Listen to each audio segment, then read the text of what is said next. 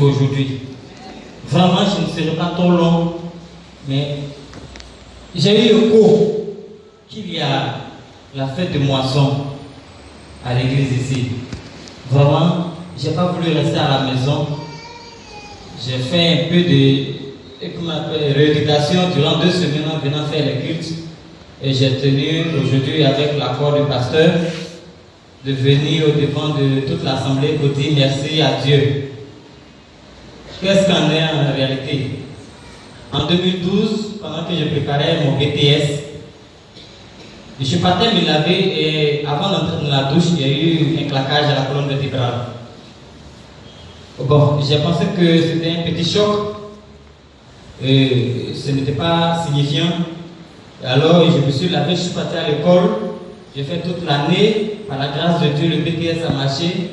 Et en même temps, j'ai commencé à faire un stage à l'état-major des armées. C'est en ce moment que la douleur a commencé à se manifester un peu. Ça, c'est dans le début de 2013, comme ça. J'ai commencé à sentir la douleur au niveau de la colonne vertébrale parce que je m'asseyais beaucoup. Comme j'étais dans un bureau, je m'asseyais beaucoup. Bon, franchement, pour moi, c'était une douleur qui était passagère. Et jusqu'à on a fini à l'état-major, je suis parti encore à la pharmacie de la santé publique. C'était toujours les mêmes douleurs. Bon, j'ai essayé de contacter un peu, comme j'ai des amis médecins, ils m'ont pressé des antidouleurs, j'ai acheté les antidouleurs, j'ai pris, quand je prends ça se calme, ça va, et après ça revient encore. On est allé jusqu'en 2014, j'ai eu un contrat, je suis parti derrière Tabou. Je suis allé travailler, et un jour j'ai piqué une crise, à 21h, jusqu'à matin, je n'ai pas fermé les yeux.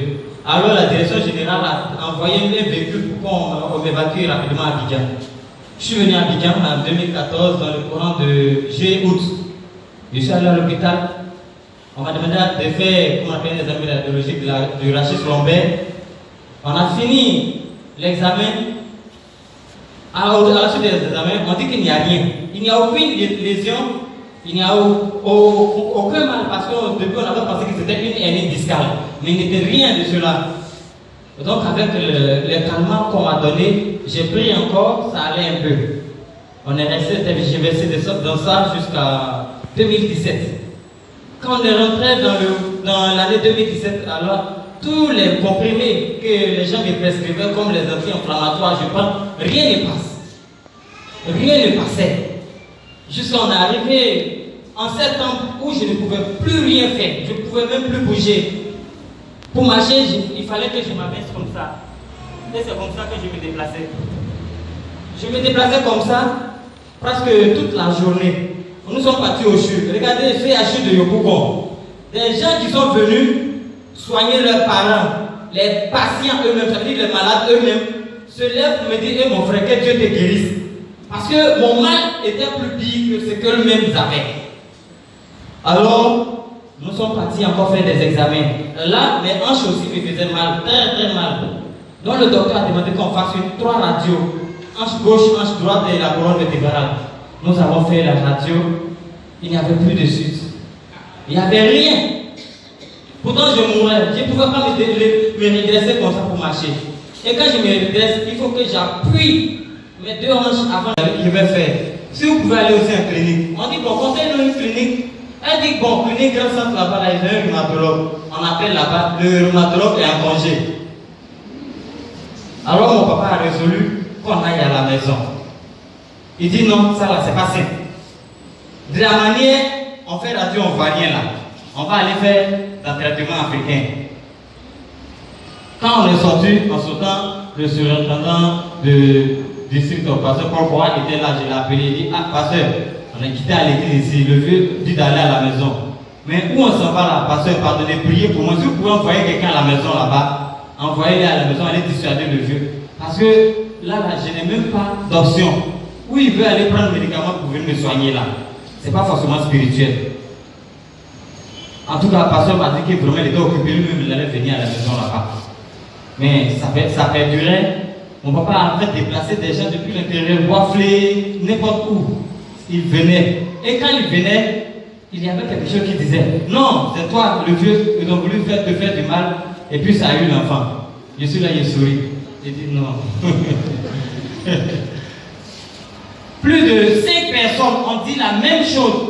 Le vieux, c'est à toi, on voulait te faire du mal, et puis ça a eu l'enfant. Mais ce qui était marrant, c'est que tous les médicaments, ils ont dit qu'ils ont vu l'origine, mais tous les médicaments qu'ils faisaient là, ça ne marchait pas. Parce que j'avais une seule prière. J'ai dit à Dieu, Seigneur, médicament qui va me toucher à ça là, il faut me couvrir de ton sang. Il ne faut pas ça va me guérir. Si je dois mourir là, de mourir. Il ne faut pas le nom de quelqu'un qui va te glorifier dans cette maladie là. Mais que toi seul ton nom soit glorifié. Amen.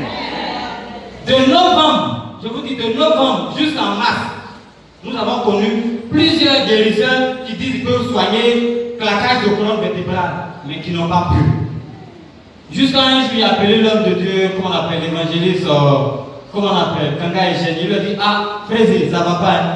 Prière que j'ai fait là, peut-être c'est à cause de ça aussi que je ne guéris pas. Il a dit à Dieu, tous les médicaments qu'ils vont faire là, il ne faut pas ça va me guérir.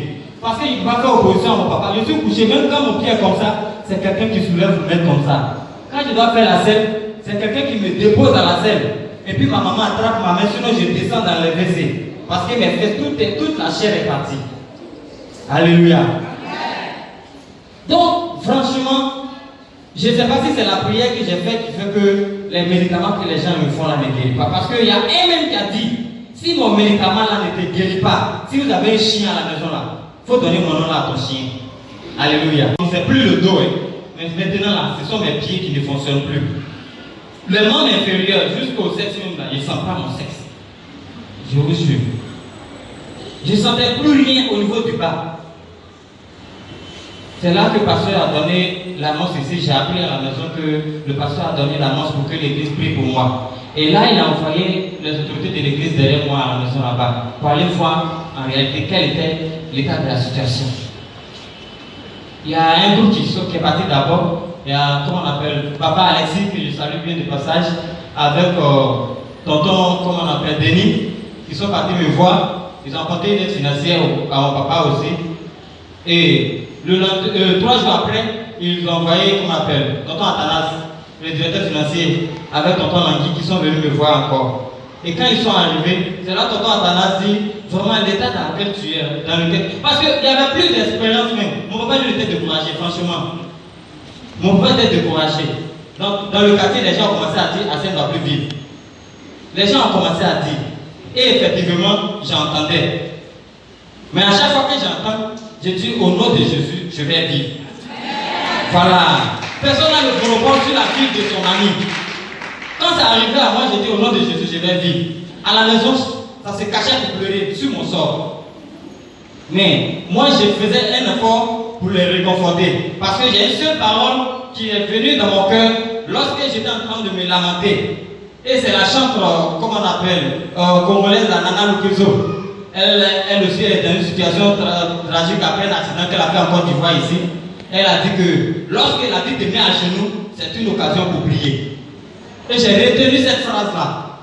Et j'ai commencé à pleurer devant Dieu. J'ai dit, cette situation-là ne doit pas m'amener à la mort.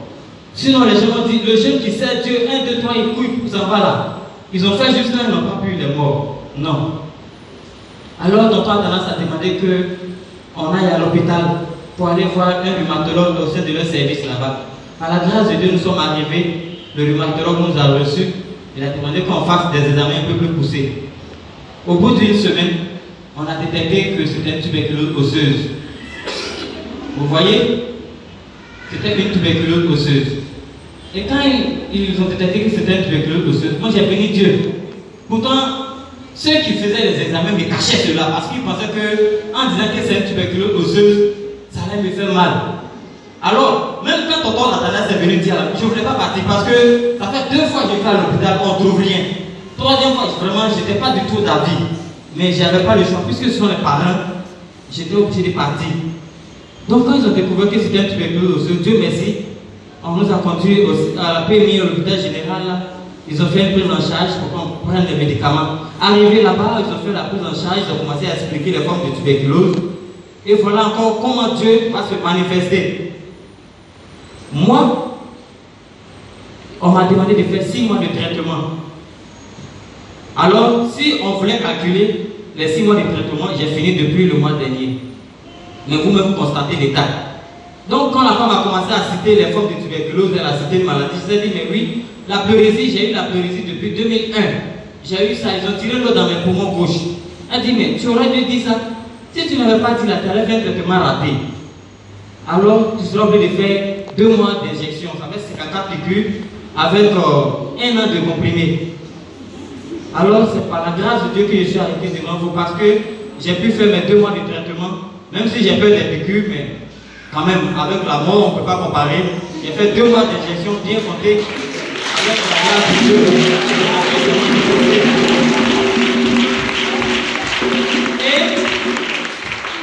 Et une nuit, j'étais couché et puis j'ai interrogé Dieu. Parce que là, on avait trouvé l'origine de ma maladie maintenant. J'ai interrogé Dieu et dit, Seigneur, il y a des gens qui sont plus justes que moi, mais tu les as appelés auprès de toi. Mais pourquoi pour moi là? Tu as tardé jusqu'à mais tu n'as pas permis que je meure. Une fois j'étais couché, tard dans la nuit, et puis j'entends, cette maladie n'est pas faite pour ta mort, mais c'est pour la gloire de Dieu. Amen. Donc vraiment, je suis venu pour dire merci au Seigneur. En même temps, encourager quelqu'un. Vraiment pour dire que, quelle que soit la situation, nous devons tenir ferme. Dieu a toujours un plan. Il ne permettra pas que quelque chose que nous ne pouvons pas supporter nous arrive. Il a dit dans le livre de 1 Corinthiens chapitre 10 verset 13. Il dit toutes les tentations qui nous arrivent là. Il sait qu'on peut supporter. C'est pourquoi ça arrive. Donc vraiment j'aimerais dire merci à Dieu. Je profite pour dire également merci à toute l'église d'abord. Tous ceux qui m'ont soutenu de près ou de loin. À la famille Flambeau Lumière qui n'a pas cessé d'aller chez moi jusqu'à aujourd'hui, qui continue de défiler. Vraiment tous les groupes d'activité. Il y a des gens qui ne sont pas arrivés à la maison, mais qui ont intercédé dans cette église ici. Et mes parents aussi vous sont reconnaissants. Je leur ai dit que je venais aujourd'hui en accord avec l'église pour dire merci. Donc vous avez le remerciement de toute la famille. Que le Seigneur vous bénisse.